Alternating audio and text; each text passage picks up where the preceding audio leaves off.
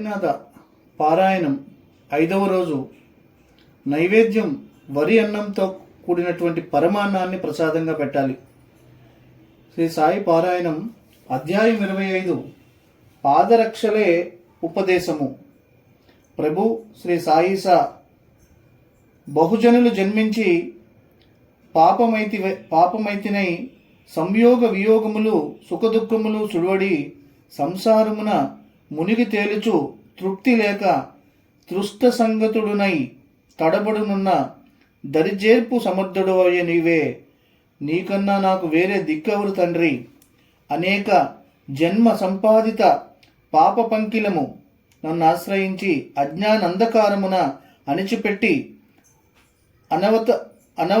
అనవరతము నన్నెంటింటి పెట్టుకొని అనుక్షణము అవరోధమై నిర్మలమగు నీ పదసేవకు నిరోధకమై నిలుచుచున్నదయ్యా.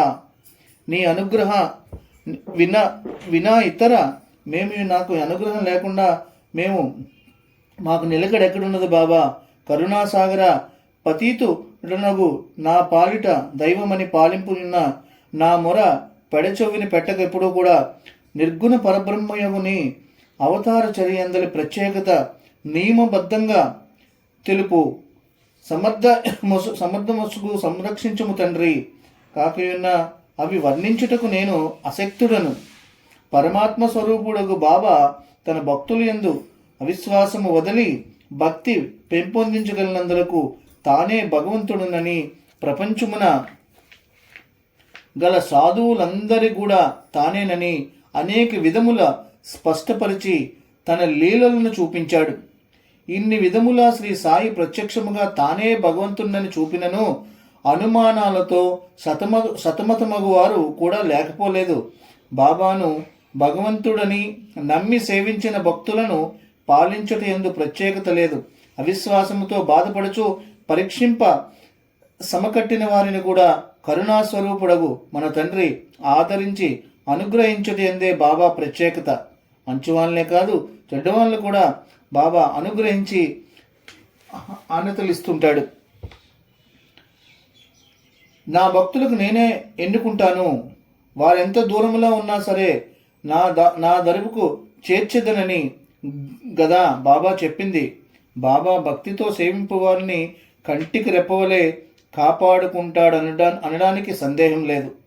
దయాసముద్రుడను ప్రేమస్వరూపుడను అగు ఆ తండ్రి అందులకే అవతరించను. కానీ ఎన్నడూ బాబా నామమైనను తలవక శ్రీ సాయి లీలయందు పూర్ణమగు విశ్వాసము లేక సందేహములతో నున్ననో వారికి కూడా శ్రీ సాయి ప్రత్యక్షముగా దర్శనమిచ్చి అనుగ్రహించి ఆదరించి తన వద్దకు చేర్చుటయే శ్రీ సాయి అవతార చర్యందలి ప్రాధాన్యత.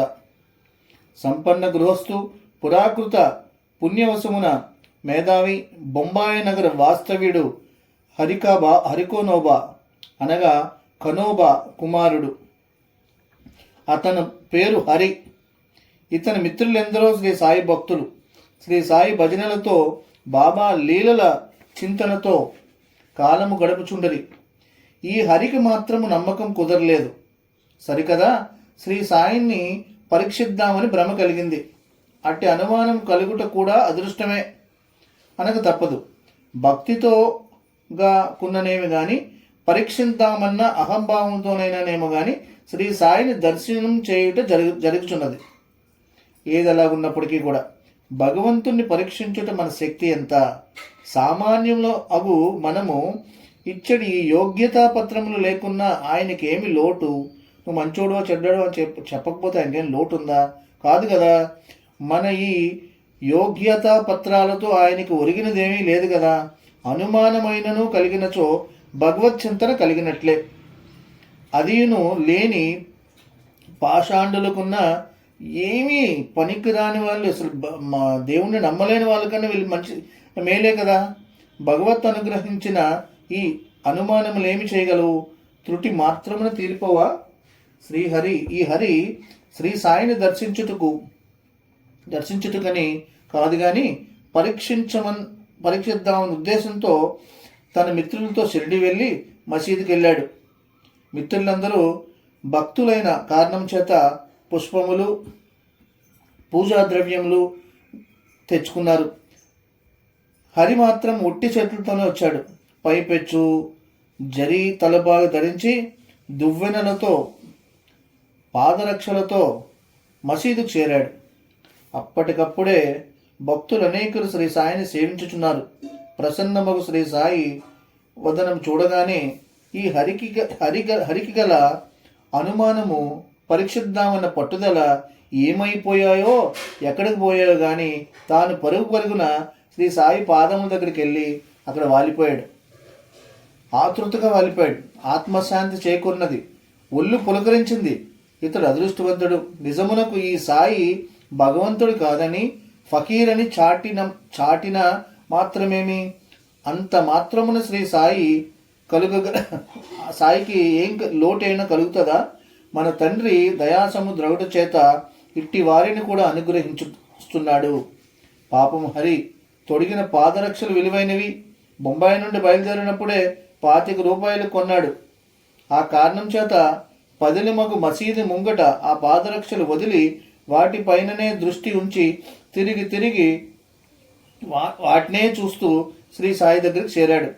అక్కడ కూడా ఎదుట పాదరక్షల అగుపడినట్లు స్థలం చూచి కూర్చొని పదే వాటినే గమనించుచున్నాడు. నిమిషం మాత్రం కూడా అతడు శిరసు వంచి శ్రీ సాయికి నమస్కరించి తలెత్తి చూసేసరికి పాదరక్షలు అక్కడ లేవు. చిత్తము శివభక్తి మీద, భక్తి చెప్పుల మీద, చిత్తము శివుని మీద, భక్తి చెప్పుల మీద అన్నట్లున్నది. ఆత్రముతో హరి బయలుదేరి మసీదంతయు వెతికాడు. వచ్చిపోయే వారిని వచ్చిపోయే వాళ్ళు పాదరక్షకులను చెప్పులన్నీ కూడా చూస్తున్నాడు, పరీక్షిస్తున్నాడు. గంటల తరబడి అట్లే ముంగట నిలబడి వానికై అతి శ్రద్ధతో వేచుచుండెను.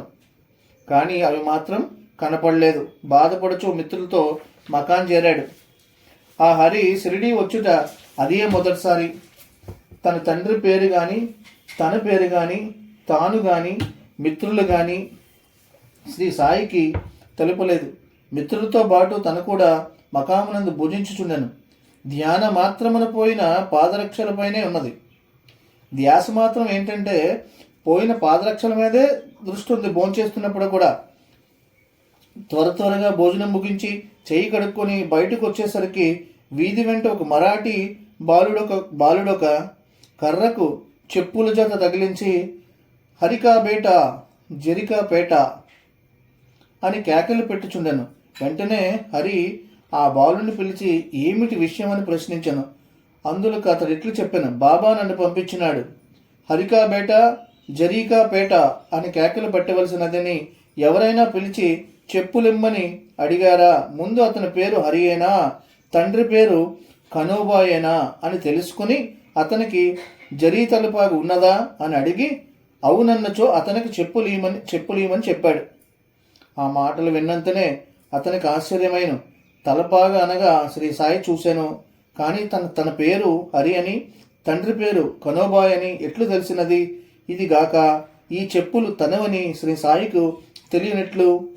తను వచ్చినది శ్రీ సాయిని పరీక్షిద్దామని కదా వచ్చాను, సేవించడానికి కాదు కదా. శ్రీ సాయిని చూడగానే అనుమానము అంతరించినది. పనిబడి కష్టపడకయే తన పరీక్ష పూర్తయినది. అహంభావం అణిగిపోయింది. భక్తి కుదిరింది. అతని ఆనందమునకు అవధులు. అదృష్టవంతుడు. నాటి నుండి ఇతడు శ్రీ సాయికి అత్యంత కూర్చి భక్తుడు. శ్రీ సాయి నీ ఎందున్న భక్తి కలనదని భక్తి ఉన్నదని లేకపోయిన అజ్ఞానినై అహంభావనై మెలుగుచుంటుని నీవు నాడు హరి నీ అనుగ్రహించినట్లు నన్ను కూడా ఎలా అనుగ్రహింపబోతోయ్యా? నేను మా అహంభావపూరితుడినే. నీకి పక్షపాతమేలా ప్రభు? నేను కూడా నిన్ను పరీక్షించుటకే సంకల్పించి తినయ్యా. ఎలా అనుగ్రహింపవు తండ్రి? అనుగ్రహింపమని ప్రార్థించుచుంటున్న తండ్రి. ఓం సాయి, శ్రీ సాయి, జై జై సాయి. అధ్యాయం 26. భక్తులు నాస్తికులు చెడు కర్మని నివారణ. శివదేవ్ శ్రీ సాయి భక్తుడైన వారికి ఆధ్యాత్మిక ఉన్నతి మాత్రమే గాక హైక సౌఖ్యము కూడా అంతే అవసరము కదా శ్రీ సాయి తెలిపినది. కాకుండా కష్టములలో కటకటలాడువాడు ఏమి ఆధ్యాత్మిక చింతన సాధింపగలడు? అంతా కష్టాలు. దేవుని మీద దృష్టి ఏం పెట్టగలడు? శివదేవ్ పట్టుభద్రుడు 1903వ సంవత్సరంలో లా పరీక్షకు చదువుచున్నాడు. విద్యాధికుడైనను విద్య బాగా చదివినప్పటికీ కూడా అలాగే భక్తి కలవాడు కూడా. పరీక్షల ముందు ఆరోగ్యం చెడిపోయింది, చదువు సాగట్లేదు. ఎట్లు పరీక్ష నెగ్గుతున్నా అని భయపడుచుండను.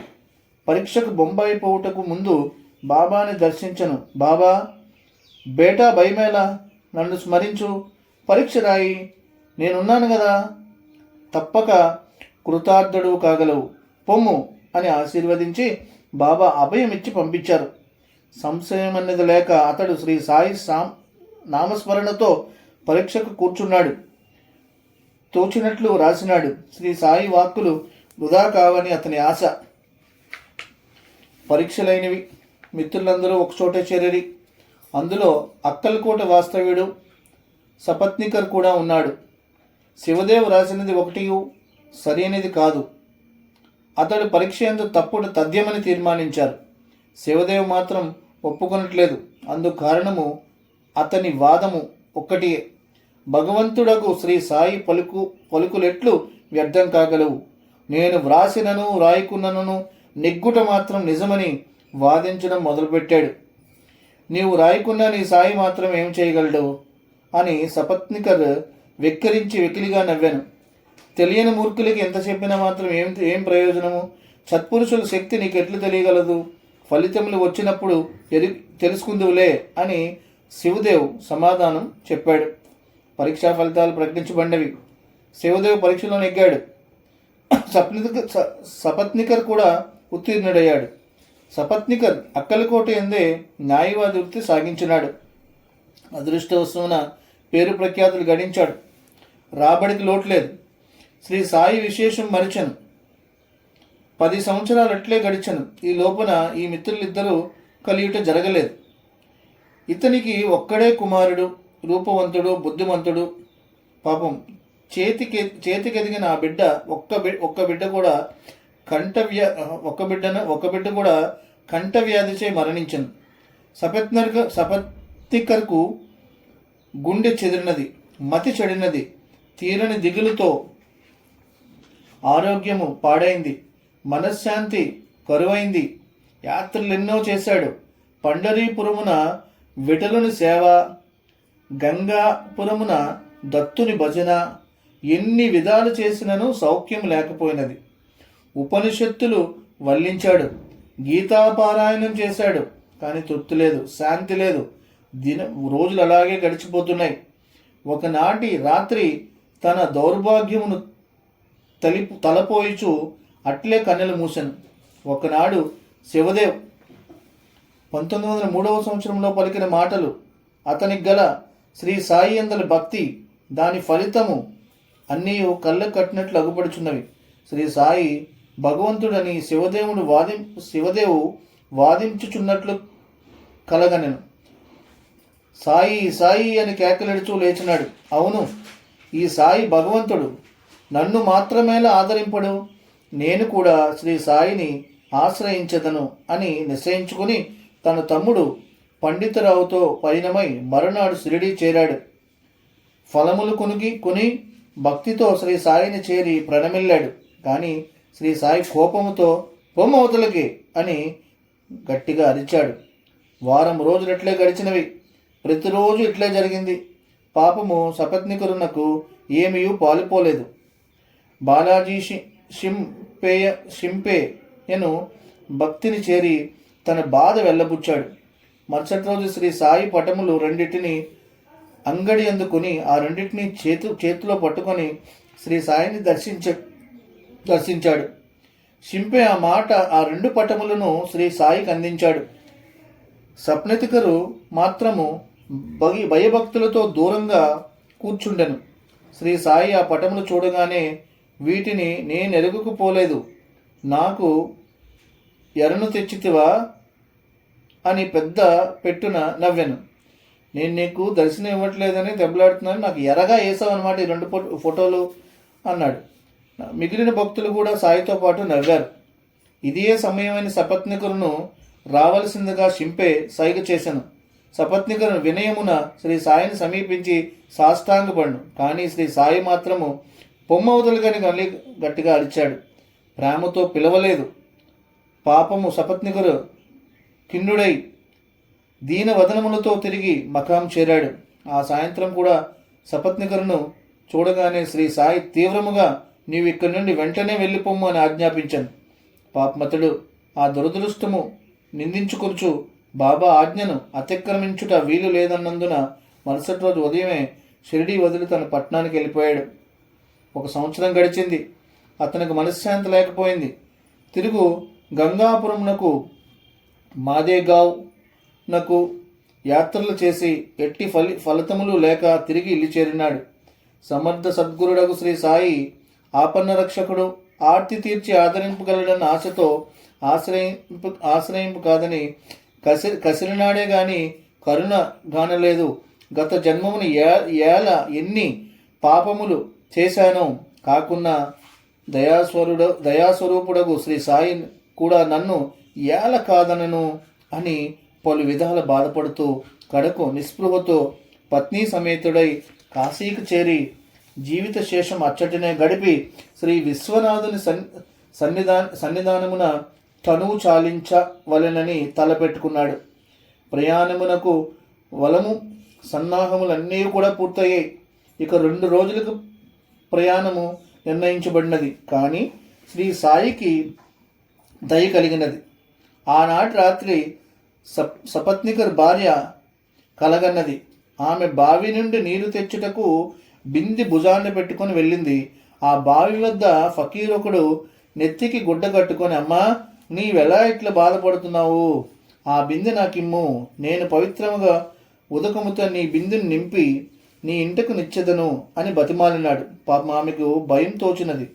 ఆమె ఎన్నడూ శ్రీ సాయి ఆకారమును గాని పటమును గాని చూచి ఎరగదు. ఆ ఫకీరు ఆమెను వెంటాడి వచ్చుచుండెను. ఆ సమయమున ఆమె వణుకుచూ కళ్ళు తెరిచి పక్కనున్న భర్తను లేపి తాను చూచిన దృశ్యమును తెలిపినది. సపత్నికర్కు మాత్రము వెంటనే శ్రీ సాయి జప్తికి వచ్చెను. సాయి అని ప్రణమిల్లినాడు. కరుణ కలిగినదా తండ్రి అని కన్నీరు కార్చాడు.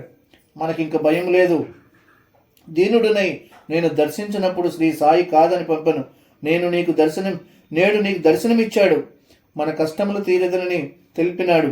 మన కష్టములు తీరునని కాశీకి పోనేలా మన విశ్వనాథుడు షిరిడి అందే ఉన్నాడు. అచ్చటికే పోవుదము అని పైనమై షిరిడి చేరారు. వీరు మసీదు చేరేసరికి శ్రీ సాయి అచ్చట్లేడు. శ్రీ సాయి రాకకై ఎదురు చూచుచు ఆ దంపతులు మసీదు యందు ఉన్నారు. శ్రీ సాయి తిరిగి వచ్చుచుండెను. సపత్నికర్ భార్య శ్రీ సాయిని చూచినది. సందేహము లేదు, ఈ ఆకృతియే, ఏ విధమునను భేదము లేదు. నాడు ఆమెకు కలయందు కనపడినది ఈ మహానుభావుడే. ఆమెకు ఆశ్చర్యమైనది. రెప్పవాల్చక అట్లే శ్రీ సాయిని చూస్తూ ఉండిపోయింది. ఆ తండ్రి అది గమనించను. పక్కనున్న మరి ఒక భక్తునితో, బిడ్డ, సంవత్సరముల నుండి నాకు కాలు, చేతులు, పొత్తి కడుపు విపరీతంగా నొప్పి ఉన్నది. ప్రాణములు పోయినా బాగున్నంత బాధపడుచుంటివి ఉంటిని. ఎంతయో ధనము వెచ్చించి ఔషధ సేవ చేసి తిని బాధ మాత్రము తగ్గలేదు. కానీ ఏమి విచిత్రమో, ఉన్నట్లుండి బాధ అంతయు మాయగా నయమైపోయింది. ఇప్పుడు ఏమీ బాధ అనిపించట్లేదు అనుచు ఆమె వైపు చూసి మందహాసం చేశాను.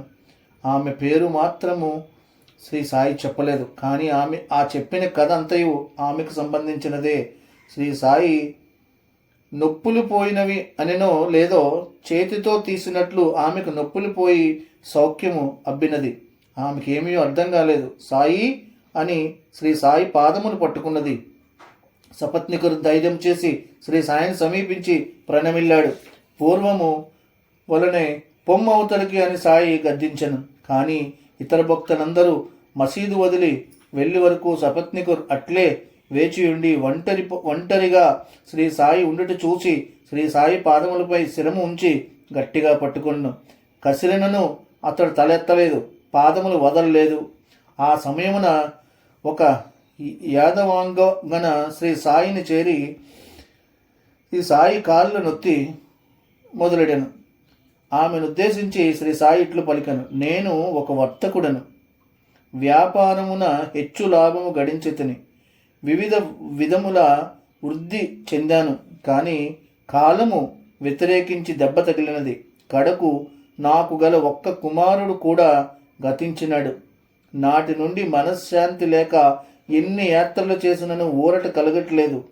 నిస్పృహతో కాశీకి ప్రయాణమగుచుండా పుణ్య సమయమున నా భార్యకు ఫకీర్ రూపంలో భగవంతుడు ప్రసన్నమయ్యాడు అని ఒక కథ చెప్పెను. వాస్తవానికి కథంతయు పాదములు పట్టుకొని ఉన్నటువంటి సపత్నికులకు సంబంధించినదే. ఇది వినిచుండిన సపత్నికర్ ఆశ్చర్యంతో, ఆహా, ఈ తండ్రి అంతర్యామి గాకున్నా పూసగుచ్చినట్లు నాటి నుండి నేటి వరకు నా చరిత్ర అంతయు చెప్పినాడే అని భావించను. అతడెట్లు తలంచినో లేదో వెంటనే శ్రీ సాయి అతని వైపు చూస్తూ, ఇతడు నిన్ను నిందించుచున్నాడు. నేను ఇతని బిడ్డని చంపితనని రవస చేయుచున్నాడు. ఇది న్యాయమా? నేను ఇతరుల బిడ్డలు చంపేదనా? ఇతడు మసీదునకు వచ్చి కూడా ఏడవనేలా? కానిమ్ము, నేను ఇప్పుడు ఏమి చేయుదునో చూడుము. ఏ బిడ్డ గతించినవి ఇతడు వ్యధపడుచున్నాడో ఆ బిడ్డను తిరిగి ఇతని భార్య గర్భమును ఉంచెదను అనుచు తన హస్తము సపత్నికర్ మస్తకం పై నుంచి నిమురుచు, బిడ్డ లేము, భయమేలా, ఈ పాదములు అధ్యాంతము లెరుగనివి, అవి పవిత్రములు, నీ బాధలు ఎల్ల తీరినవి, నిర్భీతిగా ఉండుము, సుఖమునందు అని ఆశీర్వదించను. అతడెంతటి అదృష్టవంతుడు! ఆ తండ్రి అనుగ్రహమునకు పాత్రుడై పునీతుడయ్యను. మకాము చేరి శ్రీ సాయిని పూజించి ప్రసాదం పూజించెను. అతని కష్టములన్నీ కూడా పోయినవి. వారు తమ పట్నమునకు చేరడి. 1 సంవత్సరమైన తర్వాత పసికందుతో మళ్ళీ శ్రీ సాయి దగ్గరికి చేరి సాయికి ఆ పిల్లవాడికి మురళీధర్ అని నామకరణం చేశాడు. శ్రీ సాయి అనుగ్రహము పాత్రులమైతిమా, మనకింక కొదవలేదు. ఆ తండ్రి నేటికి నీ దయాసముద్రుడే. నేడు కూడా అట్లే తన భక్తుల్ని పాలించుచున్నాడు. నిశ్చలముగు భక్తితో సదా మన మనస్సు శ్రీ సాయి పాదములు ఎందే లగ్నము ఉండినట్లు అనుగ్రహింపమని శ్రీ సాయినాథునే ప్రార్థింతుము. ఓం సాయి, శ్రీ సాయి, జై జై సాయి. అధ్యాయం 27. సకల సద్గురువుల్లో బాబా. ప్రభు, పరమాత్మ స్వరూప, నీ పాద పద్మములకు వినమ్రుడను. నీ లీల అనంతములు. సర్వవ్యాపివై సకల జీవుల్ని సంరక్షించు నీ మహత్యం ఎరుగుటకు, నిన్ను స్తుతించుటకు సదా సద్వివేకులు సాధువులు కూడా అసాధ్యమనుచుండ సంసార వాసనలతో సతమతమగు నాకిది ఎట్లు సాధ్యమగునయ్యా? నీ పదముల మనస్సు నిలిపి నీవు అనుగ్రహించినంత దనక నిన్ను స్తుతించగలను తండ్రి. హరికనోబా తాను శ్రీ సాయి యందు విశ్వాసం లేక పరీక్షిద్దామని వెళ్ళి శ్రీ సాయి చూసినట్టునే ఎట్లు భక్తుడయ్యాడో, ఎట్లు మారాడో మనం చూసాం. ఆశ్రమ స్వీకారమునొచ్చిన శ్రీ సోమదేవస్వామి సర్వసంగ పరిత్యాగి మొరచినట్లు సాధువేషమునున్నను అజ్ఞానమును ఎట్టి ప్రమాదములకు లోనయ్యనో సచ్చిదానంద స్వరూపుడేగు శ్రీ సాయి కరుణ విశేషం అతడికెట్లు జ్ఞానోదయం అయిందో గమనిద్దాం. శ్రీ కాకా సాహిబ్ దీక్షిత్ సోదరుడు బాయిజీ నాగపూర్ నందు ఉండేవాడు. శ్రీ బాయిజీ 1906వ సంవత్సరంలో హిమాచల్ ప్రాంతంలోకి యాత్రపోయాను.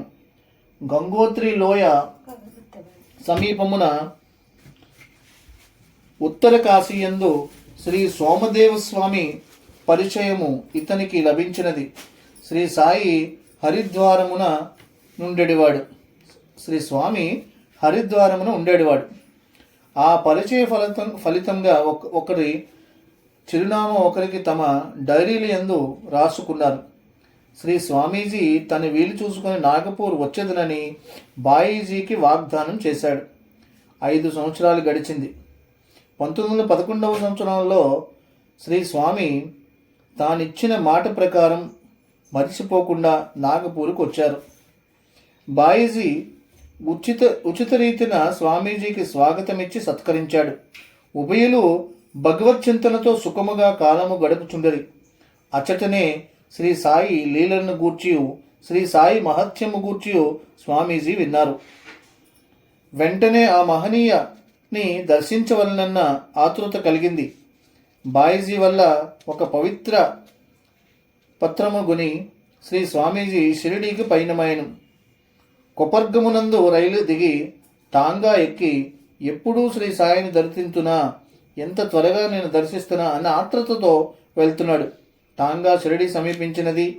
అనతి దూరంలో పవిత్ర క్షేత్రముకు షిరిడి కలదని టాంగా వాడు చెప్పెను. స్వామీజీ ముందుకు వంగి ఆ ప్రాంతం అంతయు కూడా చూశాడు. సకల జగదాధీరునగు శ్రీ సాయి ఔన్నత్యము సర్వమత సమానత్వము ప్రకటింపుచు మసీది అందలి జెండాలు రెండును ఉవ్వెత్తున తటపటలాడుచు స్వామీజీకి స్వాగతమిచ్చి ఆహ్వానింపుచు అగుపడుచున్నవి. స్వామీజీ షట్శాస్త్ర పండితుడు, వేదాలన్నిటినీ సాంగోపాంగముగా నేర్చాడు. ఆశ్రమ స్వీకార మందినాడు. కానీ ఈయనకు జ్ఞానదీప్తి కలుగలేదు.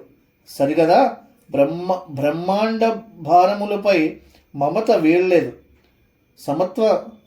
సమత్వము వడలేదు. మరియు ఆనంద స్వరూపము గమనించు అర్హత అబ్బలేదు. ఆసేతు హిమాచల వ్యాప్తిమగు మన భారత భూమిలో ప్రాంత భేదములు బట్టి ఆచార భేదములున్న విషయమై ఇతడు అరగడు. సాధువులన్న సన్యాసులేనని గోచీపాతరాయుళ్ళనియే ఈయన అభిప్రాయం. ఇతనికి అంతకు మించి ఏమీ తెలియదు. ఆ టెక్కములు చూడగానే ఆయనకు కన్నులు చెదిరినవి. పక్క బాటసారులతో, ఏమయ్యా సాధువునకు ఈ జెండాలు ఎలా? బాబా కీర్తిని కాంక్షించు వేషధారులాగే ఉన్నాడు. బాబా ఏదో కీర్తిని సంపాదించే వాళ్ళలాగే ఇవన్నీ పెట్టుకున్నాడు. కాకుండా శిథిలమైపోయినటువంటి మసీదునందు ఈయన జెండాలతో ఏం పని కలిగినది? నేనెంత పొరబడ్డానే, వ్యర్థముగా ఇంత దూరం ప్రయాణం సాగించి తిని వెనుకకు తిరిగిపోయేదనని టాంగా వాడిని బండి ఆపమన్నాను. పక్కనున్న బాటసారి, ఏమయ్యా వెర్రివాడా, ఇంత దూరం వచ్చి వెరుగుపడి వెనక్కి పోదువా? ఆ వింత చూచియే పోరాదా? ఆ భాగ్యమునకు ఇంత శ్రమపడి ఎలా వచ్చేటివి? జెండాలు చూచియే ఇంత నువ్వు అన్నావే. శ్రీ సాయి గల ఇతర జంజాటములను నువ్వు ఎరగవు. ఆ మహానుభావుని చెంత గుర్రము, పల్లకి, బాజా, భజంత్రీలు, రథము, ఛత్ర చామరములు, మహారాజు లక్షణము అన్నీ ఉన్నవి అనెను. ఆ మాటలు విన్నంతనే సోమదేవ స్వామికి ఒళ్ళంతయు కంపరమెత్తిపోయింది. సాధువుకు రథమా, పల్లకియా, బాజా భజంత్రీలా? మహదేవా, ఎందరూ సాధువులు చూచితిని. శ్రీ సాయి సాధువు అని ఎట్లనగలను? నేను ఇట్టి సాధువుని చూడలేను. దయించి వెనక్కి పోనమ్మని టాంగావాడిని బండి వెనక్కి తిప్పమన్నాడు. ఆ టాంగావాడు సైతం శ్రీ సాయి భక్తుడే. ఎన్ని మార్లు యాత్రికులు షిరిడీ చేర్చునో, ఎన్ని మార్లు శ్రీ సాయిని సేవించునో చెప్పలేం. టాంగా వెంట టాంగా, దాని వెంట మరొకటి, ఇట్లు ఒకటి వెంట ఒకటి బళ్ళున్నవి బారున ఆగిపోయాయి. యాత్రికులందరూ దిగి వచ్చరి. విషయం అంతయు వినరి. స్వామి, మీ వంటి విజ్ఞుడు కూడా ఇట్లు పొరబడుటయా? బాబాకు ఈ పల్లకీతో గాని రథముతో గాని ఏమి పని ఉన్నది? కీర్తి ప్రతిష్టలకని పాకులాడుచుండనని భ్రమపడకండి. నిత్యము భిక్షమెత్తి శ్రీ సాయి తింటున్నాడు. కానీ శ్రీ సాయి భక్త బాంధవుడు. తన భక్తులు ఉత్సాహముతో ఏది వనర్చినను కాదనడు. ఇవి అన్నీ భక్తులు తమ భక్తి కొలది, ఉత్సాహం కొలది వెల్లడింప పెట్టుకునేదే కానీ శ్రీ సాయికి వీటితో పనేంటండి? మీరు కేవలం పొరబడుచున్నారు. సత్పురుషుల సందర్శనము అంత సులభం కాదు. పూర్వజన్మ ఆర్జిత పుణ్యము కానీ ఉంటే కానీ ఇవి నెరవేరవు. ఏల మూఢత్వం మీరు లోనయ్యారు. శ్రీ సాయి సందర్శమున మీ సందేహాలన్నీ కూడా సమసిపోతాయి. పోనిండని టాంగాను కదిపిరి. ఏమీ చేయుటకు తోచక స్వామీజీ నిర్వీణ్యుడై అట్లే చతకలబడిపోయాను. టాంగాలు షిరిడీ చేరినవి. పరుగున యాత్రికులు సామాన్లు చేతపట్టుకుని శ్రీ సాయి సన్నిధికి వెళ్ళారు. స్వామీజీ కూడా వారిని వెంబడించాడు. అందరూ మసీదు చేరారు. శ్రీ సాయి దునియందులు అగ్ని కదల్చి ఆసనమున కూర్చుండెను. సోమదేవస్వామి దూరము నుండియే శ్రీ సాయిని సందర్శించను. అతడి కన్నులు చెమ్మగిలినవి, ఒళ్ళు కంపితగార్ధుడై రుద్ధకంఠుడైను. విద్యుత్కాంతిని సైతము ధిక్కరించు దివ్యకాంతి శ్రీ సాయి చుట్టూ చుట్టినది. స్వామీజీకి ఒళ్ళు తెలియట్లేదు. ఒళ్ళు మరచి శ్రీ సాయి పాద తడితమైన ఆ ధూళి యందు పొర్లాడి వలనన్న బుద్ధి పొడిమినది. అచేతునుడై అట్లే కూలబడిను. మెల్లమెల్లగా పాకుచూ శ్రీ సాయిని సమీపించను. వెంటనే శ్రీ సాయి అగుమచ్చట, సాధువునకు జెండావేళ, ఇచ్చట రథము పల్లకి గుర్రములున్నవి, నేను వేషధారినని ఇవన్నీ తెలుపుట లేదా? ఎందుకిట్ట కృత్రిమ సాధువును సమీపించదవు? జెండాలుండుట సాధుత్వమునకు చిహ్నమా? జాగ్రత్త, సమీపించకము అని గద్దించి పలికెను. సోమదేవ స్వామికి దిక్కేం తోచలేదు. చకితుడైపోయాడు. తన తెలివిహీనత తెలుసుకునేను. శ్రీ సాయి అంతర్యామిని గ్రహించి తాను కొంచెపు బుద్ధికి కించపడెను. తానెంతటి మూడునో గ్రహించను. ప్రభు అని పెద్ద పెట్టిన కేకపెట్టి పసివాని వలె వెక్కి వేడ్చినాడు. అదేదో తాను స్పష్టంగా చెప్పలేని ఆనందం కలిగినది. తాను గురుదేవుడు జ్ఞప్తికి వచ్చాను. ఎచ్చట మనకి నిర్మలానందము, మనశ్శాంతి, తృప్తి లభించునో అదే మన స్థానము అన్న గురు సూక్తులు వినబడినవి. శ్రీ సాయి పదములకు ప్రణమిల్లినాడు. శ్రీ సాయి తన భక్తులతో భాషించుచు, నవ్వుచు, తాకుచు, ఆశీర్వదింపుచు, ఆనందింపుచు ప్రసాదములు నిచ్చుచు బిడ్డలతో ఆడుచుండుట తనివి తీరా చూచినాడు. నేడు గదా నా జన్మ సార్థకమైనది, వేషములే అందేమి ఉన్నది. ఆ తండ్రి అనుగ్రహముననే నేనెచ్చటికి చేరితిని. ప్రభు, నీవు పరమాత్మ స్వరూపుడవు, అంతర్యామివి.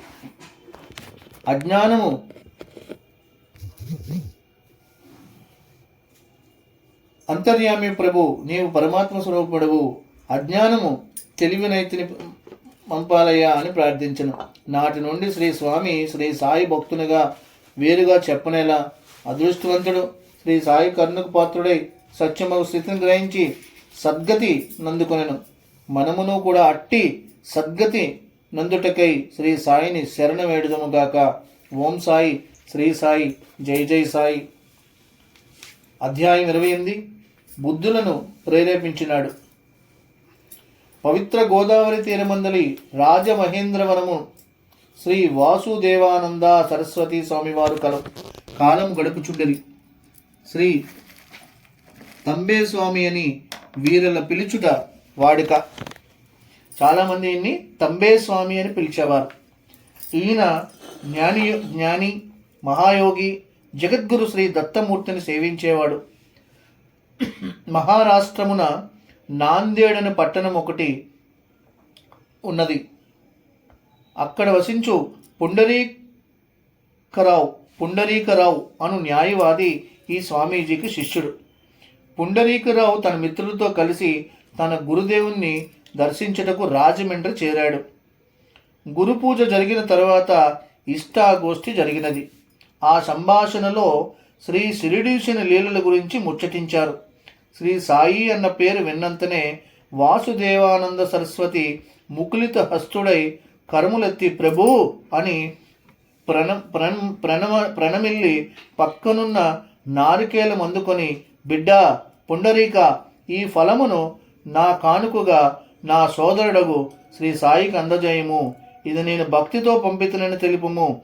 ఆశ్రమ స్వీకార మునర్చిన సాధువులు తోటి సాధువులకి ప్రణామము చేయరు. కానీ శ్రీ సాయి విషయము అట్లు కాదు. బాబా ప్రభువులకే ప్రభువు, పరమాత్మ స్వరూపము, కారణజన్ముడు. నా కానుకతో పాటు నా ప్రణామములను కూడా అందజేయము. ఈ సోదరుని మరవలదని మరీ విన్నవించుతునని తెలుపనది అని అర్ధ నిమిలిత నేత్రుడై శ్రీ సాయి రామ అనుచు ఆ కొబ్బరికాయను పుండరీకరావుకి చేతునుంచెను. 1 మాసం గడిచింది. పుండరీకరావు ఆ ఫలమును భద్రముగా కాపాడెను. తన మిత్రులతో కలిసి పుండరీకుడు షిరిడీకి పయనమయ్యాడు. శ్రీ సాయి కని శ్రీ సరస్వతీ స్వామి సమర్పించిన ఆ కొబ్బరికాయను పదిలముగా వెంట పెట్టుకుని వెళ్ళాడు. మన్మాడు ఎందు దిగి వారందరూ షిరిడీకి సాగిరి. కానీ మార్గ మధ్యమున వారికి దాహమైనది. నీరు తాగుట గాని పక్కనున్న ఏవి కూడా సెలయేట ఒడ్డుకు చేరినారు. పరుగున నీరు త్రాగకూడదని తమ వెంట కొని తెచ్చిన చూడవా కారపటుకుల మూట విప్పినారు. గుప్పెడులతో తినడం మొదలెట్టారు. కానీ కారం ఎక్కువ అవడం వల్ల తినలేకపోవటచే అందులో ఒకడు కొబ్బరికాయ కలుపుకొనట మంచిదని చెప్పాడట. అవునని అందరూ మూటలు విప్పి కొబ్బరికాయలు కొట్టి ఆ ముక్కలు కలిపి అటుకులు మూటను ఖాళీ చేసి దులిపేశారు. నీటి యందు ఉతికి కడుపార నీరు త్రాగి తిరిగి బండెక్కారు. షిరిడి సమీపించినారు. అప్పుడు పుండరీకరావుకు శ్రీ స్వామీజీ శ్రీ సాయి కొరకు ఇచ్చిన కొబ్బరికాయ విషయం జ్ఞాపకం వచ్చింది. సంచిని సవరించాడు. దురదృష్టము, ఆనాటి ఒడ్డున ఆ కాయను కూడా వారు కొట్టి తినేశారు. ఎంత ప్రమాదము! గురుదేవుడిచ్చిన ఫలమును తాను భుజించుటయా? పుండరీకునకు భయము తోచినది. శరీరము ఆపద్మస్తకము కూడా గజగజ వణికిపోయింది. అంతా కూడా అంధకారం అయిపోయింది. తానేమి చేయవలనో తోచట్లేదు. తన స్నేహితులు ప్రశ్నించడానికైనా మాట రావట్లేదు. అయోమయ స్థితిలో షిరిడి చేరాడు. శ్రీ సాయిని దర్శించినాడు. కానీ ఆ కొబ్బరికాయ ఏది? వీరు కుక్షలయందున్నది. పరుగున పోయి పుండరీకరావు సాయి పాదములు గట్టిగా పట్టుకొని బోరుని ఏడ్చి జరిగిన ప్రమాదము తెలిపి మన్నింపమని ప్రార్థించినాడు. మరి యొక్క ఫలము తెత్తునని సవినయంగా పలికాను. బాబా అందుకు సమ్మతింపలేదు. బాబా కంఠధ్వని, మల్లనాయను, ఎంత పని చేసితివయ్యా? నా సోదరుడు నాకని ఇచ్చిన ఆ ఫలము విలువ నీకేమి తెలియగలదు? ఇతర కాయలు 1000 అయినను ఆ ఒక్క ఫలమునకు సమానమా? అబ్బా సోదరా అని కన్నీళ్లు ముసుకొనెను. భయభాంతుడై పుండరీకరావు వణికిపోచుండెను. ఒక్క క్షణము మాత్రం ఇట్లుండి, బిడ్డ భయపడకము, అట్లు వణికిపోవడం ఎలా? జరిగిన దానికి ఏడ్చిన లాభమేమి? ఒక్క విషయము నీ వెరంగవు. ఇందు నీ తప్పేమీ లేదు. నా సోదరుడు ఆ ఫలమును నాకు పంపునట్లు సంకల్పించినది నేను. తిరిగి మీకు దాహము కల్పించినది నేనే. మీరు భక్షించినట్లు చేసినది కూడా నేనే. ఇందుకై నీవు చింతింపునెలా? అంతయు నా సంకల్పమే జరిగినది. ఈ రహస్యము తెలుసుకొనుము. ఏ కార్యక్రమమునకైనను నీవు కర్తవుగావు. కర్తృత్వము నీకు వహించినదిలా. అందుచేతనే ఈ బాధ అంతయు నా పరముగా నుంచి నీ కార్యములు నిర్వర్తించుము. మంచి అని చెడు అని అందులకు నీవు బాధ్యుడు అని నీ ప్రేరణకు ప్రజ్ఞ కలదమని భ్రమపడకు. అన్నిటికీ ఆధారభూతుడను, కర్తను భోక్తను కూడా నేనే. ఈ జ్ఞానము నీకు ప్రసాదించితిని. భయము పడకు, లెమ్ము అని లేవనెత్తను. అతన్నట్లు అనుగ్రహించుటకే బాబా ఆ ప్రమాదము కల్పించునో ఏమో మనకేమెరుక.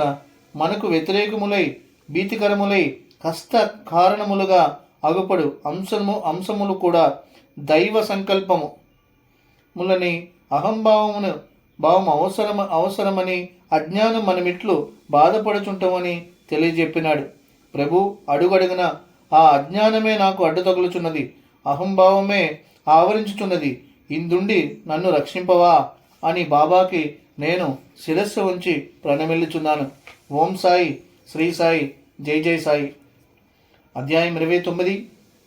అర్హతను బట్టియే అనుగ్రహము.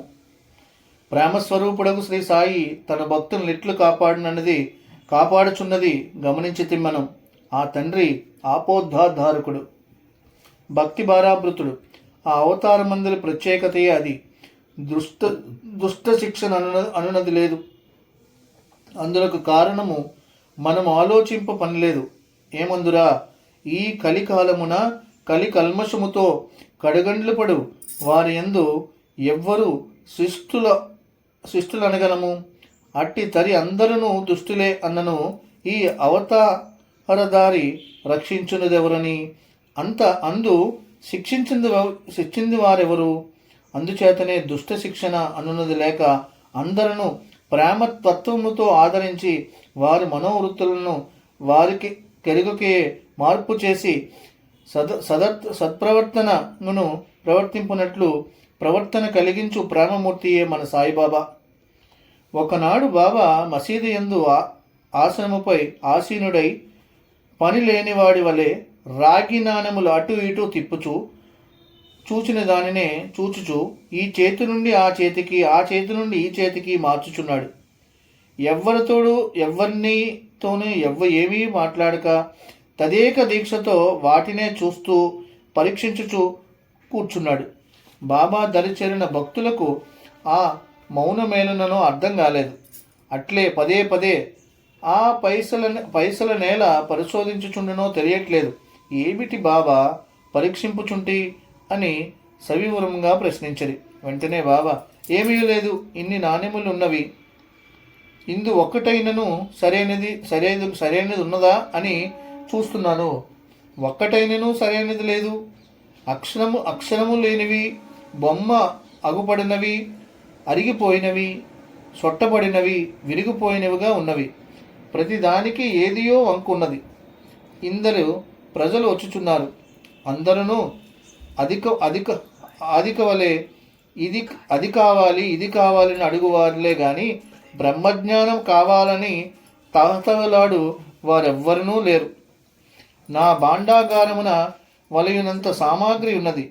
తలుపులు లేవు, తాళాలేయట్లేదు. వలయునంత స్వేచ్ఛగా కావలసినంత స్వేచ్ఛగా పట్టుకెళ్ళమని బహిరంగముగా చెప్పినను కొంచెం బుద్ధులతో ధనము కావాలి, బిడ్డలు కావాలి, బాధలు పోవాలి అనేవారే గాని భాండాగారంపై కన్నెత్తి చూచిన వారెవ్వరూ లేరే అని పరిశీలించుచున్నాను అనను. అజ్ఞానంధకారమున అంతరింపజేసి జ్ఞానభిక్ష నొసంగుటకును తాను సిద్ధుడయ్యను. సాధుకుని వలె సర్వసంగ పరిత్యాగి అయి సచ్చిదానంద స్వరూపుడయ్యను. సామాన్యుని వలె పరమాత్మ స్వరూపుడయ్యను. భక్తుని వలె సర్వం సహా చక్రవర్తి అయ్యను. భిక్షకుని వలె ప్రవర్తింపుచు భక్త సముద్ధరణ కొరకు ఆదర్శములు బోధించు మార్గము చూపు కొరకు మానవ కారమును చరించ మొదలెడిన మహానుభావుడు. సంగరంగం బిరుడగు సాగరంగం బిరుడగు శ్రీ సాయి కరుణామయుడు. ఆ తండ్రి అండచేరిన ఆయన దయకు పాత్రులమయ్యాం. వర్తించు మనకి ఇంకేమి లోటుంటుంది. దాము అన్న ఒకనాడు బాబా పాదములు ఒత్తుచు ఇందరి ప్రజలు బాబాను దర్శించుచున్నారు. చాలామంది ప్రజలు బాబాని దర్శిస్తున్నారు. ఈ వచ్చడి వారందరూ అదృష్టవంతులై అనుగ్రహమునకు పాత్రులై ఉద్ధరింపబడి మనోరథ సిద్ధి నొందుచుంటిరా అని తాను మనస్సున తలపోసను. పాపమతడు ఈ భావము గాని సంశయము గాని బయటకు ఎవరితోనే అనలేదు, మనసులోనే అనుకున్నాడు. ఆయన మాత్రానేమి అంతర్యామకు బాబాకు తెలియక ఎట్లుండను. అది గ్రహించి బాబా, దాము ఆ ఎదుటనున్న మావిగున్న చెట్టును చూచితివా, ఎంత అందముగా ఉన్నదో, కమ్మని వాసనలు చిమ్ముతూ గెలలుగా ఎట్లు పూచినదో, ఆ పూత అంతయు కాయలై పండ్లుగా పండిన ఎంత బాగుండును అని మందహాసం చేశాను. ఏం బాబా, నన్ను మరీ పసివానిలాగా చేస్తున్నావే, ఆ పూతంతయు కాయలైనచో ఆ బరువుని ఆ చెట్టు మోయగలదా? మంచుకు రాలిపో పూత కొంత, పిందులుగా రాలిపోయే పూత కొన్ని, పెద్ద వగుచున్నప్పుడు పిట్టలు పొడిసేసి ఉడతలు కొట్టి పడిపోయేవి కొన్ని, పోకిరీ పిల్లలు కొడితే మరికొన్ని పడిపోతాయి, గాలికి రాలిపోయేవి కొన్ని. ఇన్ని ఇలా ఇక్కట్లు గడిచి మిగిలినవేగా, ఇవన్నీ అయిపోయిన తర్వాత మిగిలినవే కదా పళ్ళుగా మారతాయి. ఇంత పూత కూడా పండ్లు ఎలా అవుతాయి అనను. ఉన్నట్లుండి బాబా, దాము, నాకు అవసరమగు 10 రూకలు కావలసి ఉన్నది. శ్యామా దగ్గరికి వెళ్ళి నేను అడిగితేనని తెమ్ము అని తొందరించి పంపాడు. దాము శ్యామాను చేరి సొమ్ము అడిగినాడు. కానీ శ్యామ తన వద్ద 10 కాదు కదా, 1 రూపాయి కూడా లేదని జవాబిచ్చినాడు. దాము ఆ విషయమును బాబాకు వచ్చి చెప్పాను. అట్లయినా పాటేలు కడకు పోయి నేను అడిగితేనని తెమ్ము అని చెప్పాడు. తిరిగి దాము దగ్గరికి పంపాడు. పాటేలు కడ దగ్గరికి పరిగెత్తెళ్ళి తిరిగి దాము ఒట్టి చేతులతోనే బాబా దగ్గరికి వచ్చాడు. ఆ గ్రామ షావుకారు దగ్గరికి వెళ్ళి తెమ్మని పంపించాడు. అక్కడ కూడా లేదనియే జవాబు. ఇట్లే మరిద్దరి వద్దకు కూడా పోయి విషయం చెప్పాడు. బాబాకి దాము తెలిపినాడు. పాపం అతన్ని తిప్పుట వలన కాళ్ళు లాగుట తప్ప ఇతర ప్రయోజనం ఏమీ కూడా కలగలేదు. ఉన్నట్లుండి శ్రీ సాయి ఇందరి దగ్గరికి ఎలా పంపుతున్నాడు? బాబాకు రూకలతో ఏం పని కలిగినది? అందరూ లేదనే చెప్తున్నారే అని తలపోయిచున్నాను. బాబా ఒక్క క్షణం ఆగి పటేల్ కడకేగి, నాన్న 10 రూకలు తెమ్మన్నారని అడుగుము అని మరలా పంపాను. పాపం దాము పరిగెత్తి పాటేలుతో నానా రూకలు అడిగినని తెలిపాను. పాటేలు వెంటనే 10 రూకలు ఇచ్చాడు. ఆలసింపక శ్రీ సాయిని చేరి రూకలు తెచ్చితి నన్ను. శ్రీ సాయి వాటిని చూడనైనా చూడలేదు.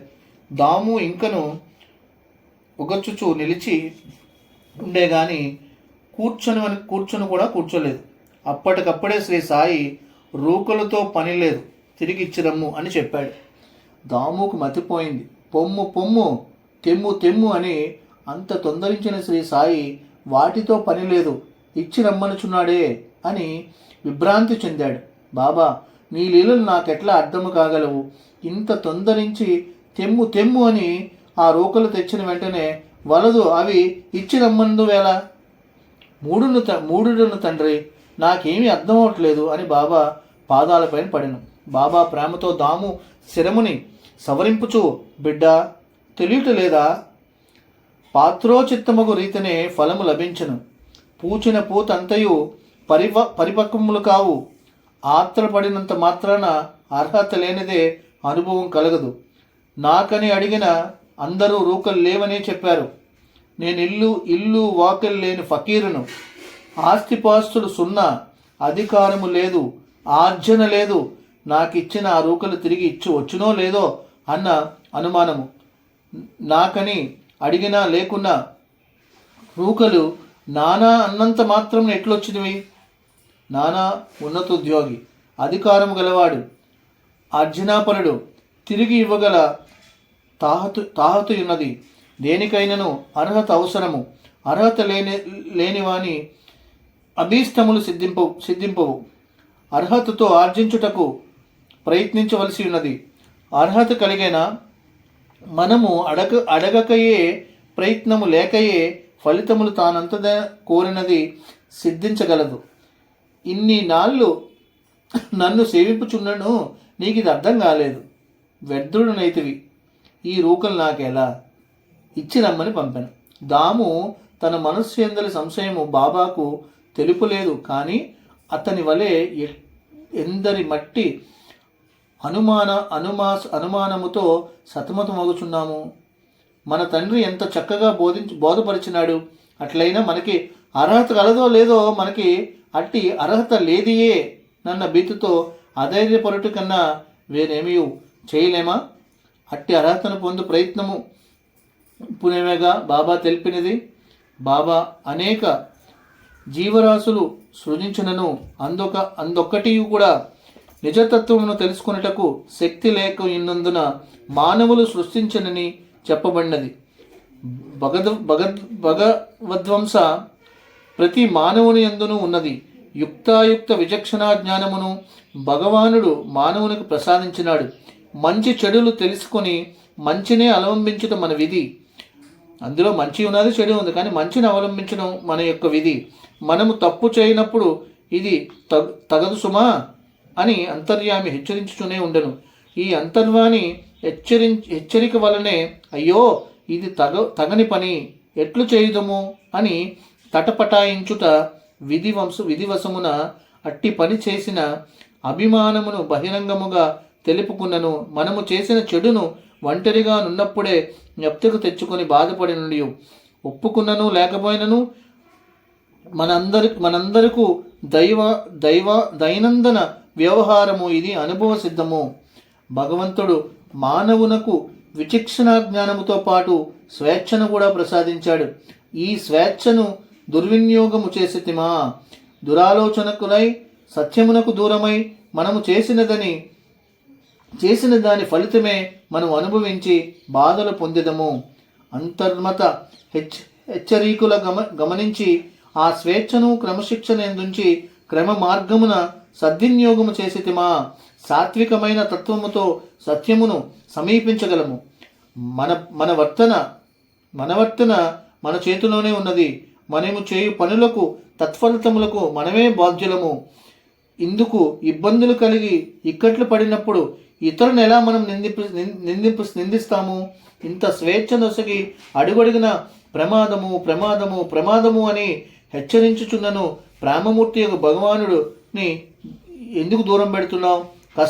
కష్టములని వాపోనేలా సత్సంకల్పంతో, మంచి బుద్ధితో, సత్చింతనతో, సాంగత్యముతో, సదృష్టితో, సాత్విక స్వభావము పెంపొందింపజేసుకుని మాత్సర్యములు వెనుకకు త్రోసి అహంకార భావమును అదుపులో నుంచి ఆనందప్రదమగు భగవచ్చింతన, భక్తి, ఆరాధన అలవర్చుకునుట మన విద్యుక్త ధర్మము. భగవంతుడు వరప్రదాయి అయినను మన ప్రయత్నము లేకపోతే సాయము చేయుడు.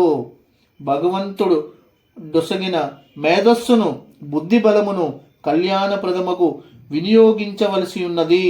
అట్టి శక్తిని, బుద్ధిని ప్రసాదించమని శ్రీ సాయికి మనం ప్రార్థించుదుము. ఓం సాయి, శ్రీ సాయి, జై జై సాయి. అధ్యాయం 29 సమాప్తం. ఓం సాయి, శ్రీ సాయి, జై జై సాయి. అధ్యాయం 30. బ్రహ్మజ్ఞానము ఖరీదు. శ్రీ సాయినాథుడు సమర్థ సద్గురువుడు అనుటకు సందేహం లేదు. ఆయన బ్రహ్మజ్ఞానము బజారును దొరకు వస్తువు కాదని, దానిని ధర ఇచ్చి కొనలేమని ఎట్లు చక్కగా భక్తులకు అర్థమైనట్లు విశదీకరించాడో ఈ అధ్యాయాన్ని మనం గమనిద్దాం. బొంబాయందలి ఒక షేట్ వ్యాపారమున మిక్కుటముగా గడించను. వ్యాపారంలో బాగా గడించాడు. అదృష్టం చేత ఏంటంటే అతను అన్ని విధాల ఆర్జన పెరిగింది, ధనం పెరిగింది. శ్రీ సాయుసుని మహిమలు విని ఆ వణిజుడు తన మిత్రునితో, బాయి, నాకు ఏ విధమునను ఎట్టి లోపము లేదు. బ్రహ్మజ్ఞానము కూడా సంపాదించి నాకింకా సంపూర్ణముగా సౌఖ్యం ఉండగలదు. ఆ లోటు మాత్రం ఎలా ఉండవలే? నేను బాబా దగ్గరికి వెళ్ళి బ్రహ్మజ్ఞానము అడిగదనని చెప్పాను. ఆ మిత్రుడు బాబా భక్తుడు. అతను షేట్తో, ఏదో అదృష్టం పరంగా ధనమును సంపాదించావు, అంత మాత్రాన అహంకారానికి వెళ్ళిపోకు వెర్రివాడ. బ్రహ్మజ్ఞానం అన్నది అంత సులభమేమీ కాదు. నీవు అడిగినంత మాత్రాన అంగడి యందు వస్తువు వల్లే పొట్లాం కట్టిస్తారనుకున్నావా? పొట్లాం కట్టి నీ చేతిలో ఉంచుతావు అనుకున్నావు బాబా? నీవా 24 గంటలు పైసా గడింపుడు తప్ప వేరే గొడవ ఏమీ నీకు ఉండదు. ఆశబద్ధుడవై తృప్తి లేక ధనం పెరిగే కొలది ఇంకనూ పెంచాలనే పేరాశయే కానీ దాన్ని అనుభవించడానికి నీకు యోగం లేదు.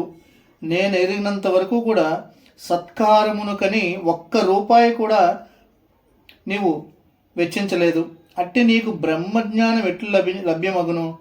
అక్రమాలిన ఆలోచనలు అన్నీ మానేయి అని మందలించాడు. అతడు ఆ మాటలు పడిచెవును పెట్టి రాను పోను బడుగకు టాంగాను కుదుర్చుకొని షిరిడి వెళ్ళాడు. వెంటనే మసీదు ఎందున్న బాబాను దర్శించాడు. బాబా చుట్టూ భక్తులు కూర్చొని ఉన్నారు. వాళ్ళందరూ ముచ్చటిస్తున్నారు. ఆ వణిజుడు ఇతర ఆలోచన ఏమీ లేక అటు ఇటు చూడక సరాసరి బాబాను సమీపించినాడు. పక్కనే కూర్చున్నాడు. బాబా పాదములు కన్నులు కద్దుకొని వెంటనే ఒక్క క్షణమైన ఆలస్యం చేయకుండా, బాబా, నీ మహిమలు విన్నాను. నా దగ్గర నాకు కావలసినంత ఐశ్వర్యం ఉంది, స్వయంగా ఎంత ఆర్జించి తిని ఎంతయో ఆర్జించాను నేను. మీ కడకు వచ్చిన వారందరికీ కూడా ఆలస్యమున్నది లేక బ్రహ్మ సాక్షాత్కారం వలనందునని విని మా పట్టణము వదిలి బ్రహ్మ సాక్షాత్కారం కోసం నేను మిమ్మల్ని కోరడానికి ఇంత దూరం వచ్చాను. నాకు బ్రహ్మ సాక్షాత్కారము ప్రసాదింపవలసినదని క్షణం కూడా తెరికలేని వ్యాపారము నాది. వెంటనే నేను తిరిగి వెళ్ళిపోవాలి. ఆ కారణం చేతనే టాంగా కూడా నేను రాను పోను కూడా మాట్లాడుకొని వచ్చేసాను. ఆలస్యం చేయకుండా నాకు బ్రహ్మజ్ఞానాన్ని ఇవ్వండి అన్నాడు. వెంటనే బాబా, ఓహో, ఎందరెందరో నన్ను చూచుటకు వచ్చుచుండిరి. అందరూ ధనధాన్యాలు ఇమ్మని ఇతర కోరికలు తీర్పమని కోరేవారే గాని నీవలే బ్రహ్మజ్ఞానమును కోరేవారు ఎవరూ లేరే. నేను ఈరోజు చాలా మంచి రోజు. నాతో కూర్చొని పని రేపు అనుట లేదు. ఇప్పుడే నీకు బ్రహ్మ సాక్షాత్కారము చేయించదనని ఉండు అనెను. పక్కనున్న వారితో ముచ్చటించుతూ ఆ వనుజుని సంభాషణలో దింపి కొంతకాలము గడిపి అతని కోరికను మరిపించి పక్కనే ఉన్న ఒక యువకుని పిలిచి, నాయనా, నీవు వెంటనే పోయి నందుడను మారువాడిని అడిగి నేను తెమ్మంటినని 5 రూపాయలు తెమ్ము, వెంటనే పంపెదనని చెప్పవలసినది అని బాబా పంపను. ఆ యువకుడు తిరిగి వచ్చి నందుని ఇల్లు తాళం వేసి ఉన్నదని, అట్లయిన నా మిఠాయి దుకాణదారుడు బాలాజీ షింపెన్ అడిగి తెమ్మని పంపాడు. కొద్ది క్షణంలో అతడు తిరిగి వచ్చి దుకాణం మూసేసి ఉన్నది అని చెప్పాడు. అటులే మరి 2 వద్దకు పంపించాడు. వారును గ్రామాల్లో లేరని ఆ యువకుడు తిరిగి వచ్చాడు. ఆ వనజుడు ఇదంతయు చూస్తున్నాడు. అతడు జోబీలో నోట్లు కట్లున్నాయి. బాబా కావాలి అని అడిగితే 5 రూపాయలు కావాలన్నది 5 రూపాయలే కదా. తాను ఇచ్చినచో శ్రీ సాయి తప్పగా తిరిగి ఇచ్చినని అతడు ఎడగకపోలేదు. అయినా మాత్రమేమి, ఇదంతయు చూచి కూడా తాను తన వద్ద నుండి ఆ 5 రూపాయలు ఇచ్చేదనన్న మాట అతని నోటి వెంటే రాలేదు. సరిగదా. అందుకు మారు, సాయి ఆలసింపుచుంటివేళ, అప్పుడే సాయి ఎందుకు ఇంకా ఆలస్యం చేస్తున్నావు? అప్పుడే నేను వచ్చి గంట గడిచింది. తొందరగా బ్రహ్మజ్ఞానం చూపండి, నేను చాలా దూరం వెళ్ళాలి అని తొందర పుచ్చెను. వెంటనే శ్రీ సాయి చిరునవ్వుతో, అవునయ్యా, బ్రహ్మమును తెచ్చుటకే పంపితిని. నేను ఊరుకుంటున్నా. ఎన్ని మార్లు పంపినను అతడింట లేడు, గ్రామంలో లేడు. అవును, అచ్చట అట్లుండగలడు అన్నట్లు నీ జోబీలోనున్నాడు. నే తేవలేనన్న బ్రహ్మమును 50 రెట్లునున్నాడు, తీము అనెను. పాపమతడు సిగ్గుపడి జోబీ నుండి నోట్ల కట్టెలు తీసి లెక్క పెట్టాను. సరిగా 250 రూపాయలు ఉన్నాయి.